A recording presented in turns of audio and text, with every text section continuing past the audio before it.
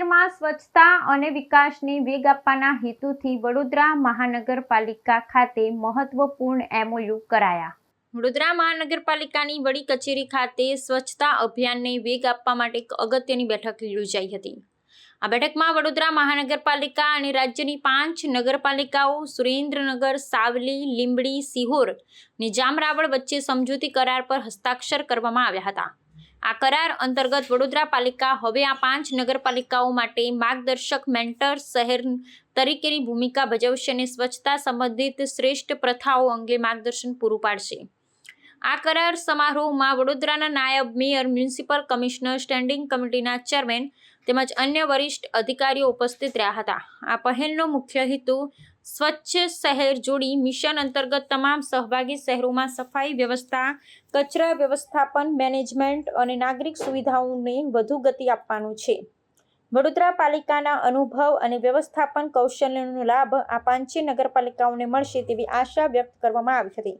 આ પ્રકારના આંતર શહેરી સહયોગથી રાજ્યના નાના શહેરોમાં સ્વચ્છતાનું દર ને જીવન ધોરણ ઊંચું લાવી શકાશે। વડોદરા મહાનગરપાલિકા દ્વારા અન્ય પાલિકાઓને આપવામાં આવનાર માર્ગદર્શન થકી સ્વચ્છતામાં સર્વેક્ષણમાં આ શહેરોનું પ્રદર્શન સુધરે ને ઉત્કૃષ્ટ સફાઈ વ્યવસ્થાનું નિર્માણ થાય તેવો દ્વિમુખી ઉદ્દેશ આ સમગ્ર મિશનનો છે। આ કરાર ગુજરાતના શહેરી વિકાસ અને સ્વચ્છતાના લક્ષ્યોને સાકાર કરવામાં મહત્વપૂર્ણ સાબિત થશે।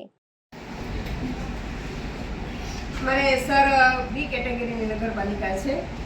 અમારે સામાન્ય રીતે અમે રૂરલ એરિયામાં હોય છે અમારી પાલિકાઓ, એટલે કચરાનો આ તો એક પ્રશ્ન રહેવાનો છે અને અમારે એક ગવર્મેન્ટ છે અમે એવું બોલવું પડે છે કે અમને કોઈ વાહનો જે છે સ્વચ્છતા અંગેના છે, એક તો ખાસ ગટર સફાઈના છે કે સ્વચ્છતા અંગેના ગવર્મેન્ટ તરફથી જો મળે, એવું છે કે અમારે જે વાહનો જે હોય છે અમને મળતી જે ગ્રાન્ટો હોય છે એમાંથી અમારે ખરીદવા પડે છે અને ઘણીવાર એવું થાય છે કે પાલિકાઓની અંદર ગ્રાન્ટ કે રકમ ના હોવાથી ખરીદી ન શકતા હોઈએ છીએ।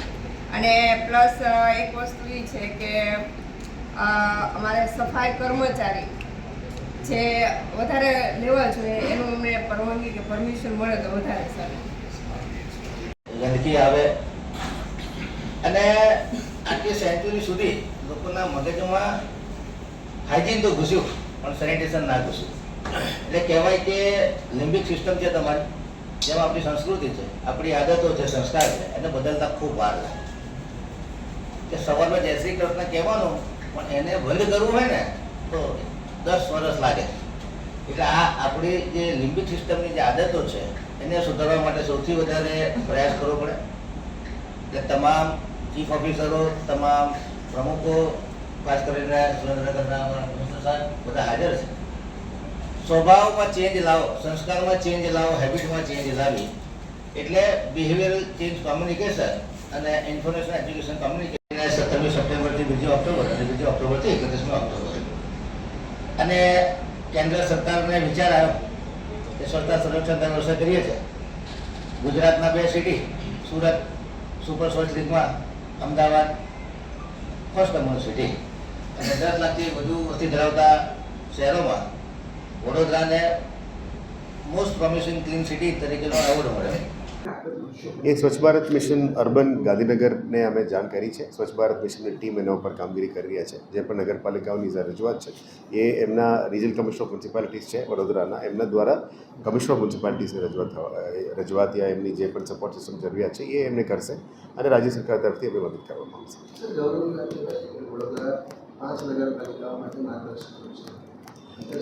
ગૌરવની વાત એ છે કે આપણે આ પ્રોસેસ શરૂ કરી છે।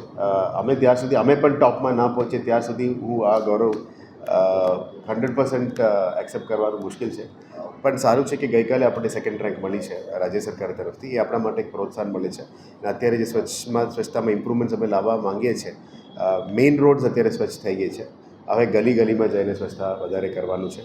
જે જાહેર જગ્યા ઉપર બિન્સ છે આ બિન્સ બધાને અમે કાઢી દેવાના છે, એટલે આ ગાર્બેજ વનરેબલ પોઈન્ટ્સ કહેવાય। અને CTU છે, ટાર્ગેટ યુનિટ છે, એ નાલાઓ છે, તમારા જાહેર જગ્યામાં ગંદકી કરનાર જગ્યા છે એના ઉપર પણ અમે કામગીરી કરીશું. આવનારા દિવસોમાં આપણે પબ્લિકને જઈને વિનંતી પણ કરવાની છે ગંદકી ના કરવા માટે, અને જે સારું કામગીરી કરે છે એમને સન્માન પણ કરવાના છે.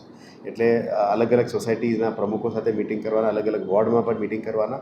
એટલે સોસાયટી અમે હરીફાઈ કરાવીશું, એટલે જાતે એ લોકો સ્વચ્છ બને અને સ્વચ્છતા કરે, અને જાહેર જગ્યા ઉપર ગંદકી કરનારી ઉપર જે ટકોર પણ કરવાની જરૂરત પડે એ પણ કરીશું. અને જે one day one ward system શરૂ થશે ત્યારે જે જાહેર જગ્યામાં ગંદકી કરનાર દુકાનો, એમની જાહેર ઇમારતો, રોડ્સ, આ તમામ રીતે ઇન્ચાર્જ લોકો છે એના ઉપર પણ કાર્યવાહી કરવાની જરૂરત પડે તો પણ કાર્યવાહી કરવામાં આવશે.